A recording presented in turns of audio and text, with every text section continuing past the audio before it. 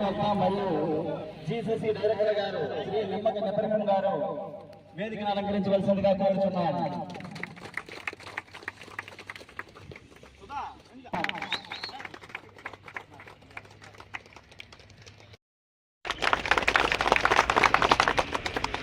ఈ యొక్క మహోన్నత కార్యక్రమంకి మన అరకు పార్లమెంట్ సమన్వయకర్తగా మన గంగులయ్య గారిని నియమించడం జరిగింది.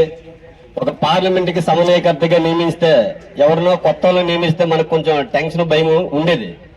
నిజం చెప్పాలంటే ఒక సమన్వయకర్త వస్తానంటే మనం భయంతో వణుకుతూ అతని దగ్గరికి ఎలాగెళ్ళాలని ఒక భయంతో మనకు ఉండేది.